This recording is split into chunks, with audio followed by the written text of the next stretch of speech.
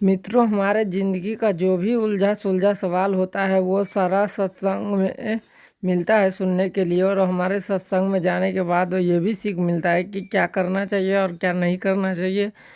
तो आपके भी कुछ सवाल है तो नीचे कमेंट करके ज़रूर बता दीजिएगा। ये दोस्तों क्या पूछ लिया इस लड़के ने ऐसा, जो महाराज जी तंग रह गए हैं और पूरे महाराज गोकुल का पूरा जितने भी गोकुल में उपस्थित लोग थे सारे ने भीड़ जमा दिया और सारे दंग रह गए हैं इनकी बात और वाणी को सुनकर। तो चलिए आगे देखते हैं कि क्या पूछा।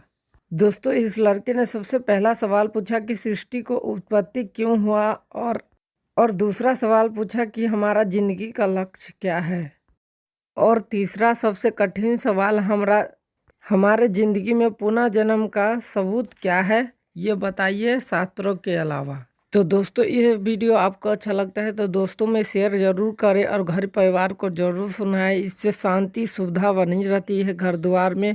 और शेयर तो ज़रूर से ज़रूर कर दें। जो लोग भगवान पे विश्वास नहीं करते हैं, जो लोग ऐसे सोच रखते हैं, उसके लिए एक लाइक कर दीजिए और चैनल को सब्सक्राइब कर लीजिए।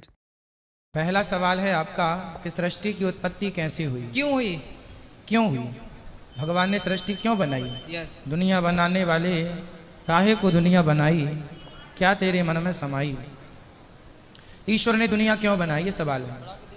आप कभी बचपन में खेल खेलते हैं? आप बचपन में कोई खेल खेले हैं? हाँ, खेलते हैं। बालू, जो रेत होती है बालू, हाँ बालू में बच्चे ज़्यादा खेलते हैं। आप कभी खेले हैं बालू हाँ, में? खेले। उसमें छोटा सा अपन लोग घर बनाते हैं खेल खेल में, हाँ हाँ, खेलते हैं उसके संग। और जब जाने का समय होता है तो स्वयं हम उसे घर को तोड़ देते हैं। जैसे अब आप ये बताइए कि आपने बचपन में बालू के ऊपर जो छोटा सा घर बनाया था वो क्यों बनाया था? तब वही लक्ष्य था, वही खुशी थी। हाँ, खुशी थी, अपने सुख के लिए, अपने आनंद के लिए बच्चा छोटा सा घर बनाता है, बालू में खेलता है, जाते समय लात मार के तोड़ देता है।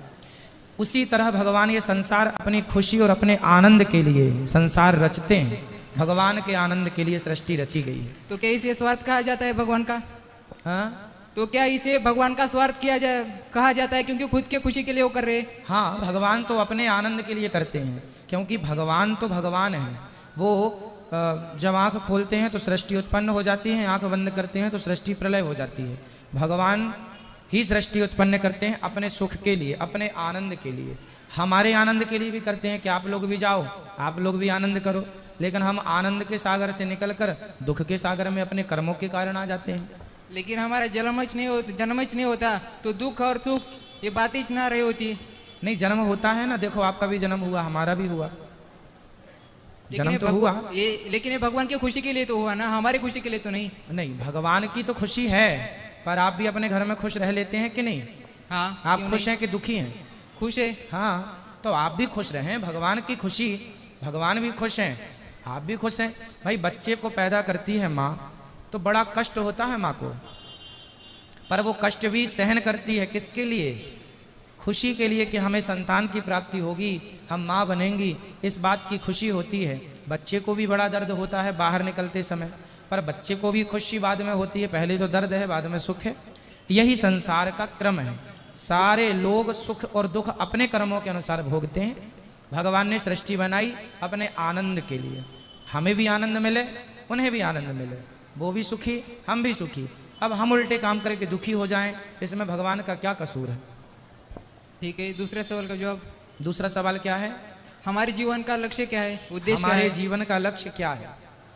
गंगा गंगोत्री से बहती है, गंगा जल गंगोत्री से निकला है ना, वो पानी कब तक चलता है? सागर पहुंचने तक। हाँ, जब तक सागर ना मिल जाए तब तक चलता ही रहता है। तो हम जीव मात्र की यात्रा भी तब पूरी होगी, लक्ष्य तब प्राप्त होगा जब भगवान मिल जाएं। ईश्वर की प्राप्ति ही लक्ष्य है। इसलिए आप और हम अपने कर्तव्यों को, कर्मों को, पत्नी, पुत्र, परिवार की जिम्मेदारी पूरी करते हुए ईश्वर की ओर बढ़ते चलें। जैसे गंगा अन्य गांव, शहर, अन्य जगह से, पर्वत, पहाड़ों से गुजरती हुई सीधे सागर तक पहुंची। बहुत सारे रोक टोक उसे भी मिले पर रुकी कहीं नहीं। उसी तरह हम भी कहीं ना रुकें, कभी ना रुकें, ईश्वर की ओर चलते चले। और तीसरे सवाल का जवाब। तीसरा क्या है सवाल? शास्त्र के अलावा हमारे पुनर्जन्म का सबूत क्या है? शास्त्र के अलावा पुनर्जन्म का सबूत क्या है? मुझे लगता है कि शास्त्र के अलावा अन्य जो धर्म है वो पुनर्जन्म को मानते ही नहीं है। अन्य धर्म जो है हाँ, वो नहीं मानते, वो तो एक सही एक है। सनातन के अलावा।